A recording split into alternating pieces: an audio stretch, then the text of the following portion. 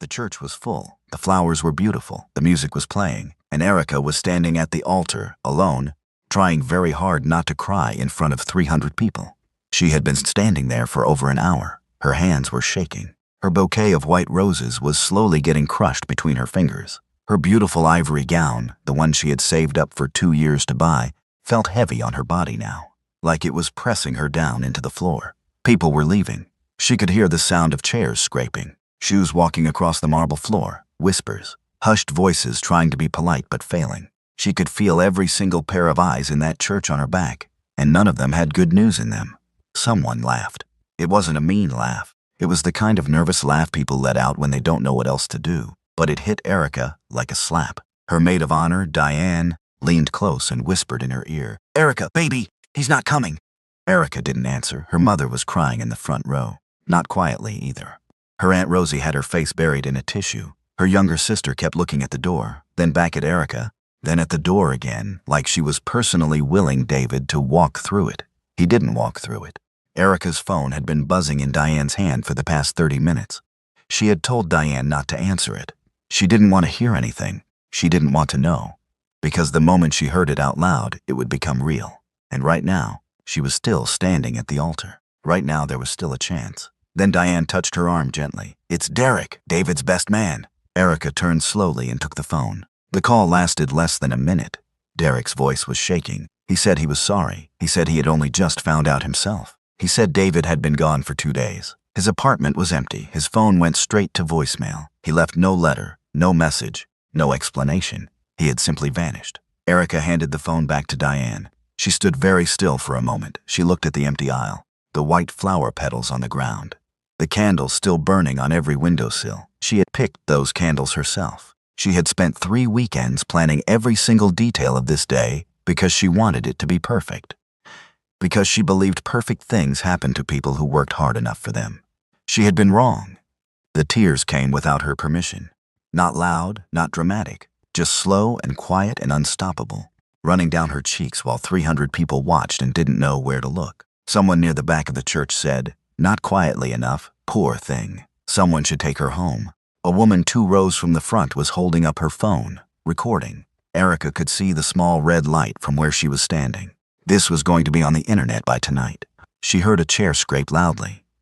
More footsteps heading for the exit. The pianist quietly closed the lid of the piano keys. Even the music had given up on her. And then a voice cut through the entire church. It was calm, deep, completely certain. "If he doesn't want to marry her," the voice said, "then I will." Everything stopped.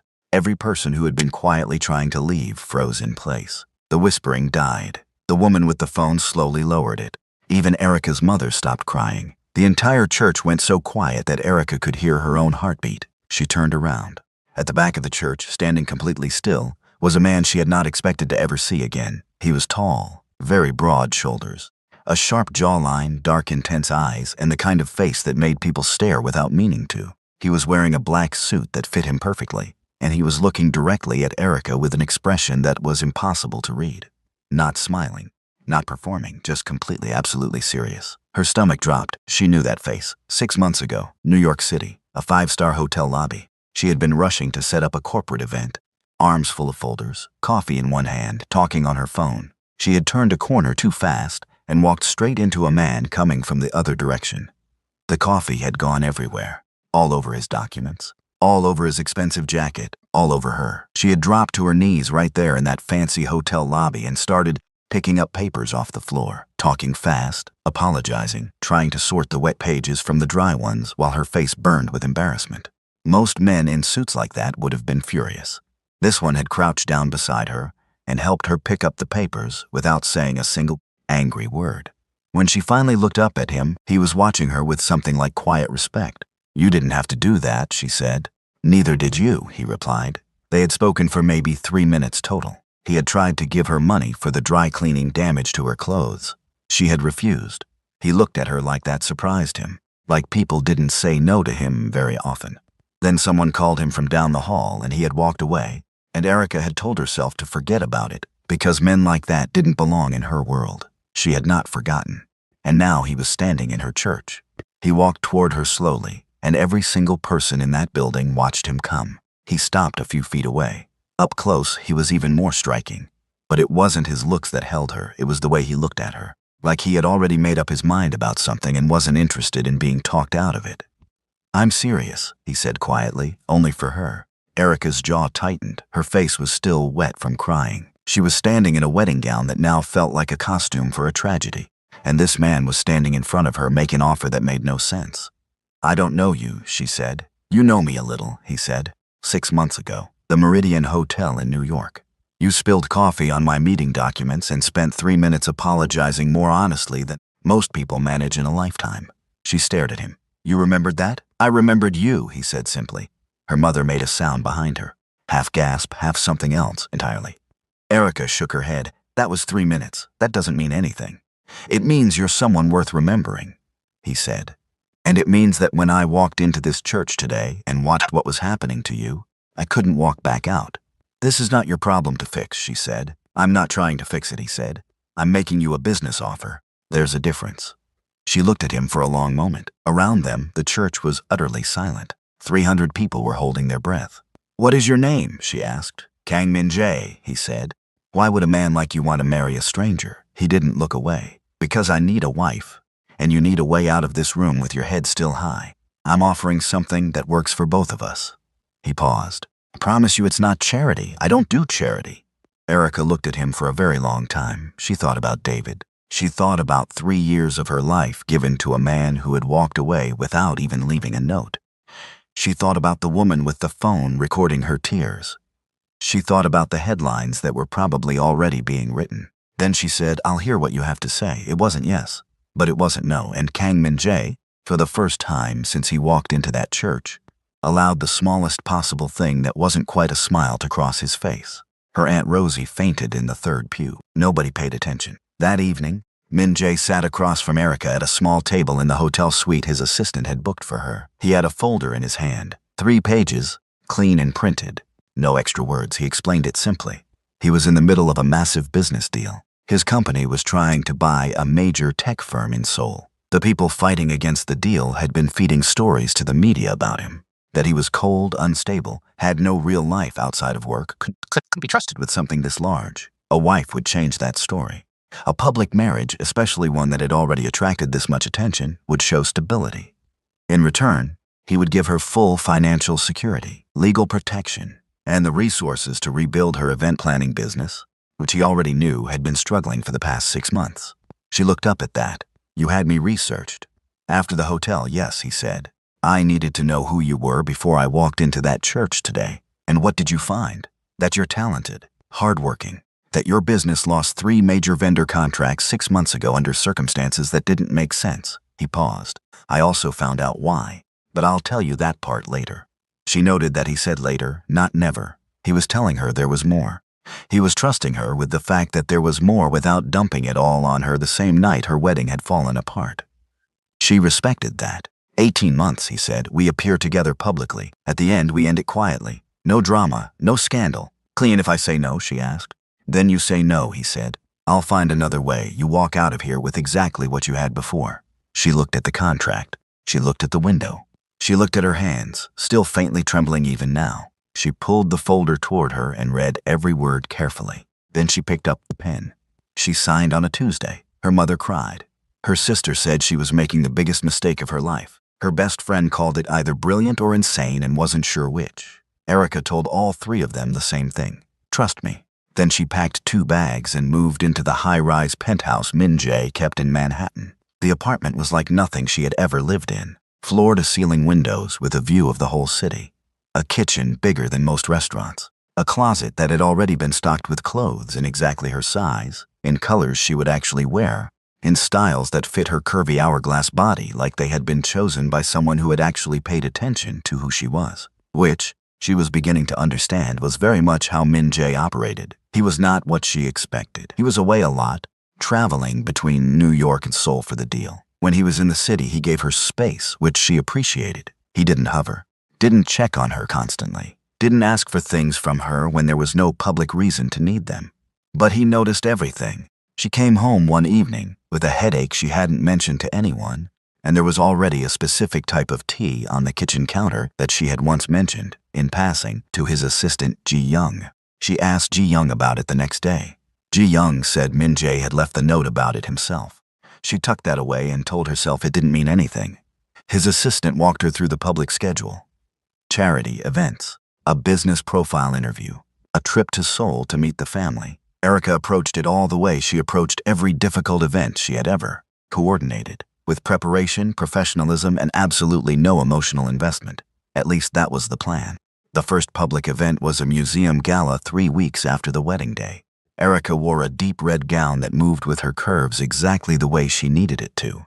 And the moment they walked into that room together, she understood what Min Jae meant about changing the media narrative. Cameras came out immediately. People watched them.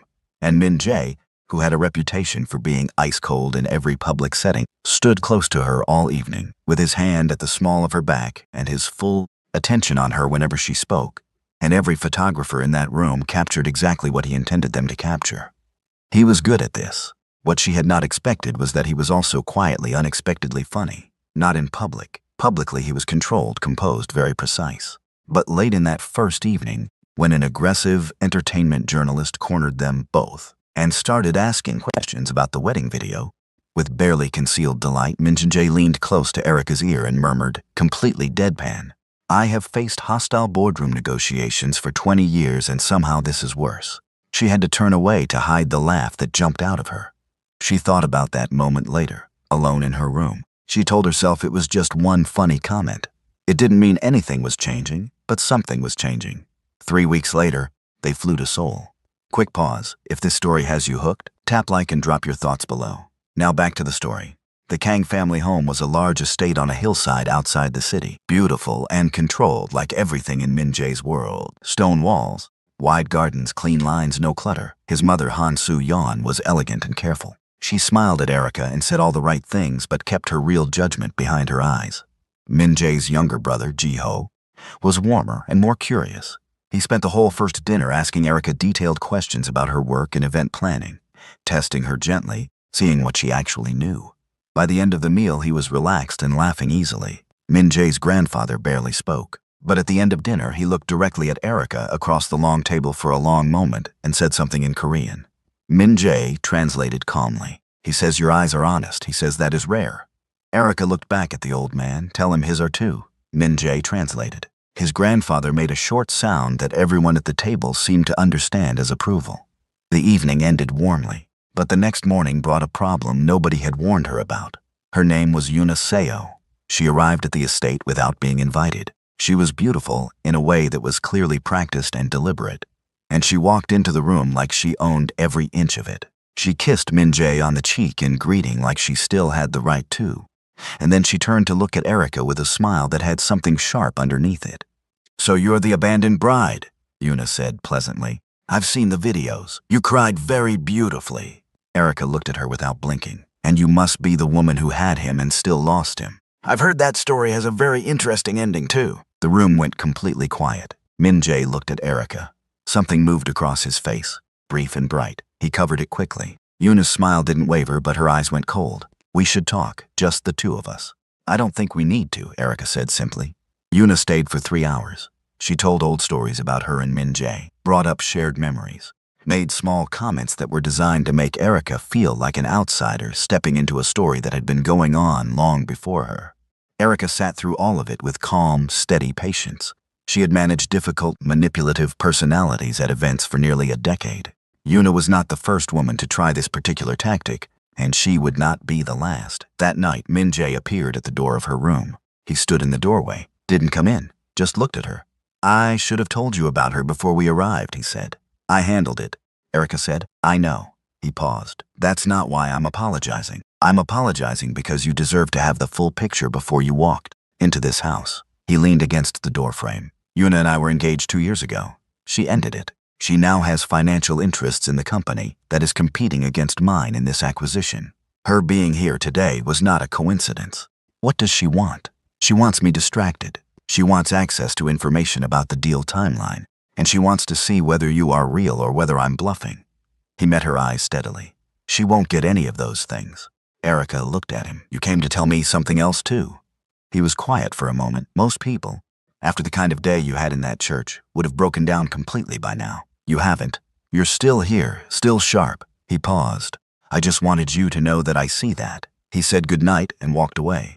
Erica stood in the middle of the room with her arms folded and told herself very firmly that the feeling moving through her chest was just relief. Just the satisfaction of a hard day handled well. Nothing more than that. She told herself that for a long time. Back in New York the following week, the acquisition battle turned ugly. A story appeared in a major financial newspaper. Anonymous sources were quoted claiming that Min Jae's marriage was completely manufactured, a staged performance to improve his image during the deal. The article didn't name Yuna directly, but Ji Young traced the information leak back to her circle within 24 hours. Min Jae called Erica into his home office and showed her the article. They're going to push harder now, he said. The next few weeks will be difficult publicly. What do you need from me? She asked. He looked at her for a moment. More visibility. More appearances. I need them to see that this is real. She nodded. Tell me the schedule. He almost said something else. She could see it on his face. But he stopped himself and just nodded back, and they went to work. Then David called. Erica stared at her phone for a long time before she answered. His voice was careful and rehearsed, the voice of a man who had practiced what he was going to say. He told her he was sorry. He said he had made a terrible mistake. He said he needed to explain. She gave him 60 seconds and told him to use them well. What came out was a story she had not been expecting. 6 months before the wedding, David said, he had been approached by a woman. He had been in serious financial trouble. Gambling debt, quietly accumulated over years that he had never told Erica about. The woman had offered him a way out, pay off everything, clean start. All he had to do was move certain vendor contracts away from a specific company. He said he hadn't known what it would lead to. He said he hadn't known how bad it would get. And then a month before the wedding, the same woman had come back. She told him if he didn't disappear before the wedding, the debt would come back, with interest. And this time, people would get hurt, so he ran. Erica was very still for a long moment. David, she said slowly. What was the name of the woman? He hesitated. She never gave me a real name, but she was Korean, late 30s, extremely well-dressed. She always smelled like very expensive perfume. Erica closed her eyes. The company whose contracts you moved, she said. What was the name? Another pause. Then he said it. It was one of Min Jae's subsidiary companies. Everything became clear in one single moment. The struggling business, the lost contracts, the ruined wedding. None of it had been accidental. Yuna had been pulling strings for months. She had used David to hurt Erica's business. Then she had used David to destroy the wedding. Not because she cared about Erica, but because she had known, somehow, that Min Jae remembered the woman from the hotel. Because she needed Min Jae distracted, unstable, and alone during the acquisition. She had turned Erica's entire life into a weapon against Min Jae, and it had backfired. Because instead of being destroyed, Erica had ended up exactly where Yuna never wanted her to be. Erica walked straight to Min Jae's office and told him everything. He listened without interrupting once. His face was completely still. But she had been watching him long enough now to read the small signs. The muscle in his jaw, the way his hands, flat on the desk, pressed slightly harder into the wood as she kept talking. When she finished, the room was very quiet. She used your life, he said, to get to me. Yes, Erica said. He stood up from his desk. He walked to the window and stood looking at the city with his back to her for a long time. When he turned back around, his eyes were darker than she had ever seen them. I'm going to end this, he said. All of it, the leak, the deal, Yuna, everything. He looked at her directly. But I need to know you're still with me. Erica looked at him. She thought about everything that had happened since the day she stood at that altar crying, while people recorded her grief. She thought about the tea on the counter, and the conversation in the sold doorway, and the quiet laugh at the gala. She thought about how this man had walked into a church full of strangers and done something completely unexpected. Not to be a hero, but because he simply could not walk away. I'm still with me, she said. He almost smiled. That's not what I asked. I know, she said. But it's the most important answer first. He looked at her for a long moment. Something in his expression shifted into something she hadn't seen on him before. Something open and careful and very real. Then let's finish this, he said. The next week moved fast. Ji Young, working quietly in the background, had already been collecting evidence, emails, deleted messages recovered from shared servers, financial transfers traced back through 3 shell accounts. The picture that emerged was complete and damning. Yuna had been feeding confidential information about the opposing company's strategy to external investors while simultaneously leaking false stories about Min Jae to the press. She had not just been trying to block the acquisition. She had been running her own scheme inside it. profiting from both sides of the deal. Min-jae presented the evidence to the acquisition board in a closed session on a Wednesday morning. Erica was not in the room. She waited in the car downstairs. Ji-young sat beside her and said nothing, which Erica now understood was her way of being supportive. The session lasted 2 hours. When Min-jae came out, his expression was calm and unreadable. He got into the car. He looked straight ahead for exactly 3 seconds. Then he said, "It's done." The acquisition went through. Yuna was removed from the competing board pending a financial investigation. The media story about the fake marriage collapsed when the acquisition announced successfully, and David, who had finally come forward with a full written statement to the investigators, had given them every last detail they needed. That evening, Min-jae and Erica sat together in the penthouse for the first time without anything urgent to prepare for. No event tomorrow, no crisis to manage, no enemy to outmaneuver, just the city lights outside the window and 2 people sitting in the quiet. "What happens now?" Erica asked. Min-jae looked at his hands for a moment, then at her. "The 18 months are not finished. I know that. But I need to tell you something before more time passes." He paused. He was clearly someone who did not say difficult things easily. "I told you in the beginning this was a business arrangement. I told myself the same thing. I was wrong." She was quiet. "From the moment I saw you in that hotel lobby," he said, "something about you stayed with me. I told myself it was curiosity. Then I told myself it was professional respect." He looked at her steadily. "I walked into that church because I could not stand the idea of a woman like you being left behind by someone who didn't deserve her. That was not a business calculation. I know what business calculations feel like. That was not one of them." Erica looked at him for a long time. "You could have told me that earlier," she said. "You weren't ready to hear it earlier," he said. "And honestly, neither was I." She looked out at the city. All those lights, all those lives moving around out there. She thought about who she had been the morning she stood at that altar. How she had believed that love was something you built by being loyal enough, patient enough, perfect enough. How she had given 3 years of herself to a man who had quietly let her down in ways she hadn't even fully understood until after everything fell apart.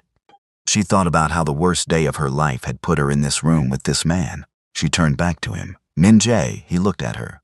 "I'm not going to tell you it's been easy," she said. "I'm not going to pretend I wasn't angry or scared or confused most of the time. But you were honest with me from the beginning. Even when you were holding things back, you always told me you were holding things back. That matters more than you know." He reached across the space between them and covered her hand with his. She looked down at his hand over hers. Then she turned her hand over and held his back. They sat like that for a long time without saying anything else. The city moved outside the window. The lights kept burning.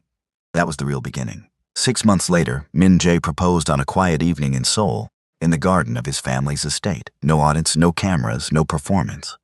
Just the 2 of them standing in the warm evening air while he held a ring that had belonged to his grandmother, and told her, simply and honestly, that she had changed his life in ways he hadn't known he needed. Erica said yes before he finished the sentence. His mother cried at the dinner table that night, the good kind of crying. Ji-ho hugged Erica so hard she lost her breath. The grandfather looked at Min-jae from across the table and gave one slow, deliberate nod. High praise, Ji-ho told her later. The highest. The wedding was small, 30 people. A rooftop garden in New York City, white lights strung between potted trees. Warm and private and completely theirs. Erica wore a second ivory gown, but this one she chose with her mother, laughing in the fitting room, and it fit every curve of her body like it had been made specifically for the person she was now. Not the person she had been trying to be. She walked down a short aisle and found Min-jae waiting for her at the end of it. Broad-shouldered, sharp-jawed, dark eyes that had never once looked at her with anything less than full attention. He watched her walk toward him the way he watched everything important, completely, without pretending to look at anything else. When she reached him, he took her hands in both of his. "You ready?" she whispered. "I've been ready," he said quietly. "Since a hotel lobby in New York." She laughed. Genuinely, fully, the kind of laugh that comes from somewhere real. Diane cried in the front row.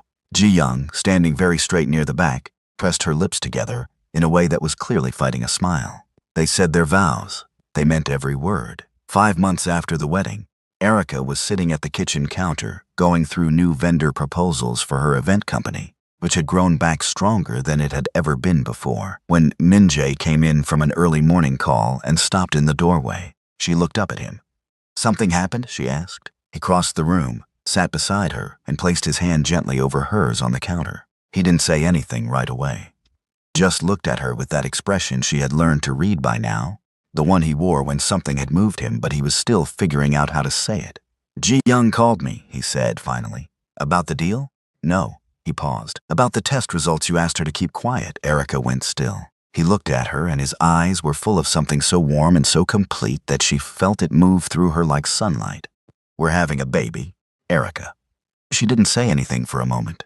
Then her eyes filled, and she pressed her hand against her mouth and laughed and cried at the same time, the way people do when something hits them so purely that the body doesn't know which response to lead with. Min-jae pulled her into his arms and held her, and she let him, and outside the window the New York morning moved on in all its noise and light, completely unaware that inside one apartment, two people were holding each other and holding an entire future between them. She had walked into a church in an ivory gown, thinking the worst day of her life was the day she had been abandoned at the altar. She had been wrong. The worst day of her life had been the beginning of everything. You made it to the end, and that means you are truly part of the Loose Stories community. Thank you for your support. Like the video, drop your thoughts in the comments. I will be replying as always, and stay subscribed because the next story is already waiting for you.